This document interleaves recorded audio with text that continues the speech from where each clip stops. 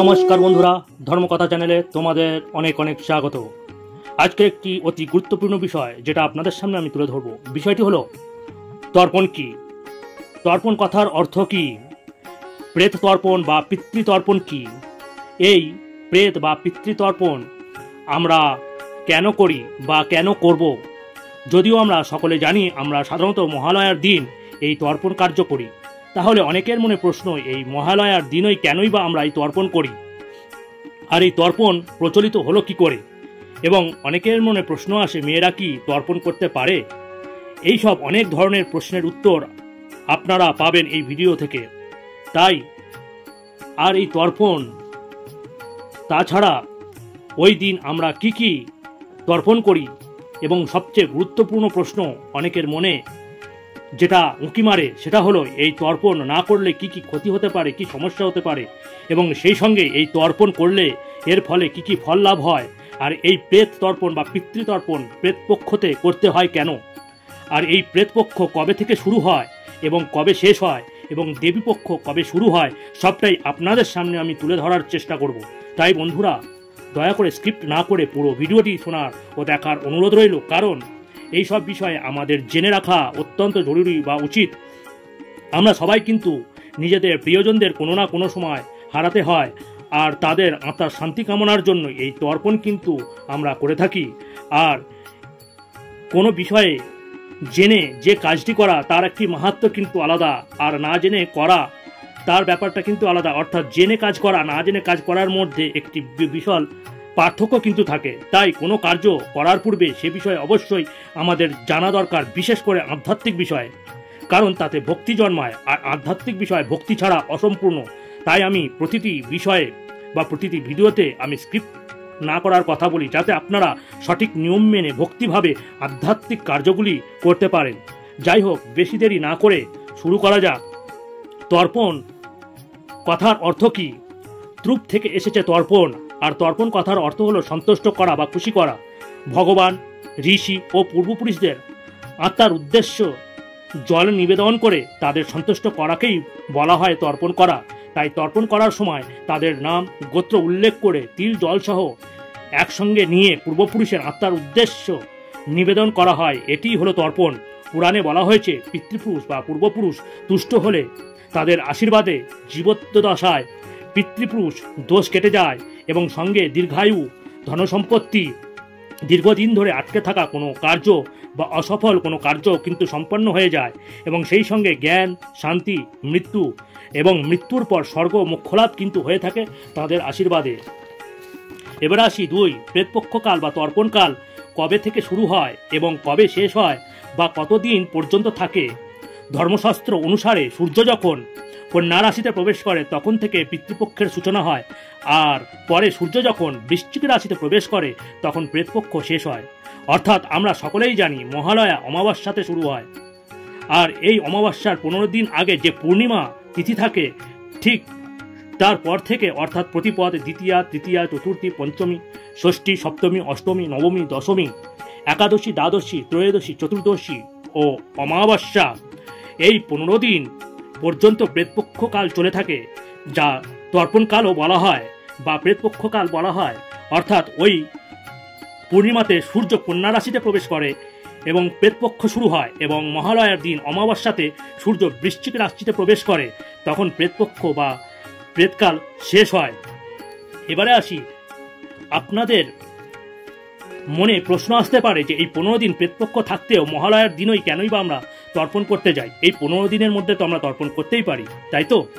একটা কথা বলে রাখা ভালো, আমাদের পরিবারের যে জাতক বা জাতিকা বা সদস্য মারা যায়, তারা কোনো তিথি বা পক্ষকালে মারা যায়, যেমন 2টি পক্ষ, কৃষ্ণপক্ষ ও শুক্লাপক্ষ, এবং সেই সঙ্গে প্রতিপদ, দ্বিতীয়া, তৃতীয়া, চতুর্থী, পঞ্চমী, ষষ্ঠী, সপ্তমী, অষ্টমী, নবমী, দশমী, একাদশী, দ্বাদশী, ত্রয়োদশী, চতুর্দশী এবং অমাবস্যা।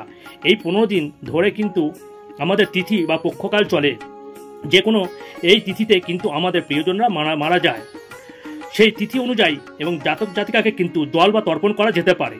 এই 15 দিনের মধ্যে কিন্তু ওই সঠিক দিনটি বা তিথিটি সচরাচর আমাদের মনে থাকে না, তাই আমরা তর্পণ করা কিন্তু সম্ভব হয়ে ওঠে না। সেই জন্য মনে করুন, কেউ আপনাদের প্রিয়জন সপ্তমী তিথিতে মারা গেছে, তাকে কিন্তু ওই 15 দিনের মধ্যে অর্থাৎ প্রেতপক্ষের মধ্যে সপ্তমী তিথিতে তাকে কিন্তু তিল জল অর্পণ করে তার উদ্দেশ্যে কিন্তু তর্পণ করা যেতে পারে। কিন্তু অনেক সময় আমরা ভুলে যাই, তাই কোনো তিথি আমরা কিন্তু সঠিকভাবে না জেনে কিন্তু তাদের তর্পণ করতে পারি না। তাই কোনো জাতক জাতিকা যে কোনো তিথিতেই বা যে কোনো পক্ষতেই মারা যাক না কেন, মহালয়া অমাবস্যা তিথিতে সমস্ত জাতক জাতিকাকে জল দিলে তা কিন্তু ফলপ্রসূ হয়।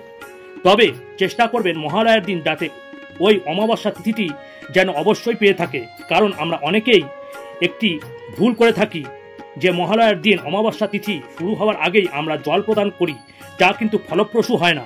তাছাড়া ওই দিন পিণ্ডদান শ্রাদ্ধ করে থাকেন অনেকে, এবং অনেকে গয়া, কাশী ও পুষ্কর অর্থাৎ ব্রহ্মার মন্দিরে গিয়ে প্রিয়জনদের উদ্দেশ্যে কিন্তু জলদান ও পিণ্ডদান করে থাকেন, যা অত্যন্ত শুভ বলে মনে করা হয়। তাই বিশেষ করে গয়া 15 দিন ধরে বিশেষ মেলা চলে, আর সমগ্র বিশ্বজুড়ে মহালয়ার দিন দেবী দুর্গার আগমন ঘটে বা দেবী দুর্গার জাগরণ ঘটে, এবং সেই সঙ্গে দিকে দিকে চণ্ডীপাঠ হয়, যা আত্মার শান্তি লাভ ঘটে ও মুক্তি লাভ ঘটে ও নরক যন্ত্রণা থেকে মুক্তি পায় এবং মা দুর্গার মর্তলোকে আবির্ভূত হন।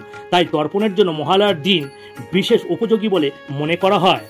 এবারে আসি 4, তর্পণ কেন করা হয়।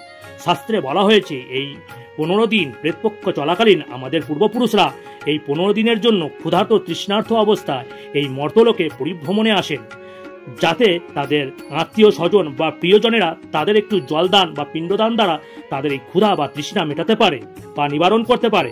তাই আমাদের কর্তব্য এই মহালয়ার দিন অমাবস্যা তিথিতে তাদের উদ্দেশ্যে অবশ্যই জলদান ও পিণ্ডদানের মধ্যে দিয়ে তাদের ক্ষুধা ও তৃষ্ণা মেটানো বা নিবারণ করা এবং তাদের আশীর্বাদ গ্রহণ করা। তাই অবশ্যই মহালয়ার দিন গঙ্গা ঘাটে গিয়ে ক্রিয়াকর্মগুলো করুন, দেখবেন তাদের আশীর্বাদে অনেক সমস্যার সমাধান হয়ে যায়, এটি প্রমাণিত। এবং যারা না করে তাদের পিতৃদোষ লাগে, ফলে আর্থিক সংকট, বিভিন্ন রকমের অসুখ হওয়া এবং অনেক কাজ হয়ে যাওয়া কাজ অনেক সময় অসফল হওয়া, বিভিন্ন ধরনের সংকটের সম্মুখীন কিন্তু হতে হয়, বিভিন্ন দুর্ঘটনার সম্মুখীনও কিন্তু তাদের হতে হয়। তা আমরা বুঝতে পারি না, কারণ নিজেকে দিয়ে একবার বিচার করুন। যেমন মনে করুন আপনি কারোর বাড়িতে ঘুরতে গেছেন, আপনাকে তারা যদি সঠিকভাবে বা ঠিকভাবে আদর আপ্যায়ন না করে, আপনাদের ইগনোর করে চলে, আপনার যেমন খারাপ লাগবে ঠিক তেমনই ওনাদেরও খারাপ লাগে, কারণ তারা এক লোক থেকে অন্য লোকে আসে আপনার কাছে একটু জল ও ক্ষুধা নিবারণের জন্য। তাই সতর্ক হন। এবারে বলি এই পৃথিবীতে তর্পণ চালু হলো কি করে।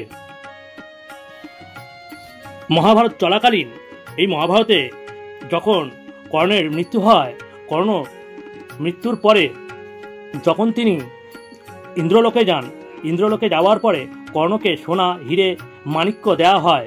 তিনি কিভাবে খাবেন, খাবার হিসাবে মাণিক্য দেওয়ার কারণে কর্ণ অবাক হয়ে দেবরাজ ইন্দ্রকে জিজ্ঞাসা করলেন, এবং কর্ণের প্রশ্নের উত্তরে দেবরাজ জানান জীবিত অবস্থায় দাতা হিসাবে পরিচিত ছিলেন কর্ণ। তবে এত সব দান করা সত্ত্বেও কোনোদিন পিতৃপুরুষের উদ্দেশ্যে জলদান তিনি করেননি বা দেননি। তাই মৃত্যুর পরে স্বর্গে জলপানে অক্ষম কর্ণ, এবং 15 দিন বাদে মর্তে ফিরে গিয়ে কর্ণ পিতৃপুরুষকে জল ও অন্নদান করে প্রায়শ্চিত্ত করেন। পুনরায় পুরাণ অনুযায়ী এই এক পক্ষকালকে পিতৃপক্ষকাল বলা হয়, আর সেই থেকেই শুরু হয় এই তর্পণ। আবার রামায়ণে এই তর্পণে উল্লেখ পাওয়া যায় যে কোনো শুভ কাজে যাওয়ার আগে পিতৃপুরুষকে জলদান উল্লেখ পাওয়া যায়। রাবণের সঙ্গে যুদ্ধে যাওয়ার আগেও পিতৃপুরুষের উদ্দেশ্যে জলদান করেছিলেন শ্রীরাম, সেই কারণেই সেই থেকেই প্রথা চালু হয়। দেখবেন আমরা বিবাহ বা কোনো শুভ অনুষ্ঠান অন্নপ্রাশন করতে যাই, তখনও কিন্তু আমরা কুসণ্ডিকা বা আমরা পূর্বপুরুষকে কিন্তু জল দিয়ে থাকি। তো জল দেওয়াটা অতি আবশ্যক পূর্বপুরুষদের আশীর্বাদ পাওয়ার জন্য। আবার সনাতন ধর্মের ইতিহাস অনুযায়ী সূর্য যখন কন্যা রাশিতে প্রবেশ করে তখন পিতৃপক্ষের সূচনা হয়, যেটা আমি আগে বলেছি। তো এইভাবে কিন্তু আমরা জলদান করে থাকি। এবারে অনেকের মনে আবার প্রশ্ন আসে যে মেয়েরা কি তর্পণ করতে পারে?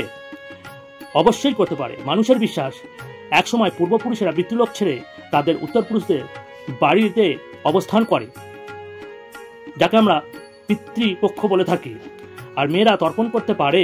হিন্দু ধর্ম অনুসারে মৃত ব্যক্তির উদ্দেশ্যে শ্রদ্ধা নিবেদনে তাদের আত্মার শান্তি কামনার জন্য তর্পণ করা হয়। আর এই কাজের জন্য পুত্র বা পুরুষ সদস্যের পাশাপাশি কন্যা বা নারী সন্তানরাও কিন্তু অধিকারী।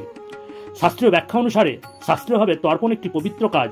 এটি করার জন্য লিঙ্গ নির্বিশেষে যে কেউ এর অধিকারী হতে পারেন। কন্যা পুত্রবধূরাও তার পিতা, মাতা, শ্বশুর, শাশুড়ির উদ্দেশ্যে তর্পণ করতে পারেন। রামায়ণে দেখা যায় মা সীতাদেবী একাই গয়ায় রাজা দশরথের উদ্দেশ্যে তর্পণ করেছিলেন। অতএব এটি স্পষ্ট যে তর্পণ করার ক্ষেত্রে নারীরাও সমানভাবে যোগ্য। তাই আধুনিক যুগে বা কিছু ক্ষেত্রে ঐতিহ্যগতভাবে পুরুষরাই যেই কাজটি করে আসছেন, তবে আধুনিক যুগে নারীরাও এই প্রথা পালন করছেন এবং এতে কোনো বাধা নেই। বরং অনেক পরিবারে কন্যা ও পুত্রবধূরাও তাদের পূর্বপুরুষের উদ্দেশ্যে তর্পণ করে থাকেন। এটিও তাহলে আপনাদের কাছে স্পষ্ট হলো। এবারে অনেকের মনে প্রশ্ন আসে, তর্পণ কত প্রকার ও কী কী? তর্পণ অনেক প্রকার হয়ে থাকে, যেমন দেব তর্পণ, মনুষ্য তর্পণ, ঋষি তর্পণ, যম তর্পণ, পিতৃতর্পণ, ভীষ্ম তর্পণ, রাম তর্পণ, গুরু তর্পণ ইত্যাদি ইত্যাদি অনেক ধরনেরই তর্পণ হয়ে থাকে। কিন্তু আমরা তর্পণের দিন বিশেষ করে যে তর্পণগুলি করি সেগুলো হলো দেব তর্পণ, মনুষ্য তর্পণ, ঋষি তর্পণ, যম তর্পণ, পিতৃতর্পণ প্রভৃতি করে থাকি এবং কেউ কেউ গুরু তর্পণও করে থাকে। তো বন্ধুরা, আজকের মতো এতটাই। আমি জানি না আপনাদের কতটা বোঝাতে পারলাম। যদি ভালো লেগে থাকে অবশ্যই একটি লাইক করবেন, পাশে থাকবেন বেল আইকনটি টিপে, যাতে এই ধরনের ইনফরমেটিভ ভিডিও আপলোড করার সাথে সাথে যাতে আপনাদের কাছে পৌঁছে যায়। বেল আইকনটি টিপে সঙ্গে থাকবেন। সেই সঙ্গে যারা সাবস্ক্রাইব করেছেন তাদের অসংখ্য অসংখ্য ধন্যবাদ। যারা নতুন, আশা করব তারাও সাবস্ক্রাইব করবেন, যাতে এই ধরনের ইনফরমেটিভ ভিডিও আপলোড করার সাথে সাথে আপনাদের কাছে পৌঁছে যায়। এবং আশা করব সবাই ভালো থাকবেন এবং কমেন্টে অবশ্যই জয় শ্রীকৃষ্ণ লিখতে ভুলবেন না, এই আশা রাখি। এবং এই বলে আজকের আমার ভিডিও শেষ করছি। হরি ওম তৎসৎ, হরি ওম তৎসৎ, হরি ওম তৎসৎ।